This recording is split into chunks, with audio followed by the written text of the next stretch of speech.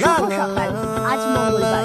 এই শান্ত সকালের মতোই শুভ সকাল, শুভ নববর্ষ, নতুন বছরের এই প্রথম আলোয় শুভ সকাল।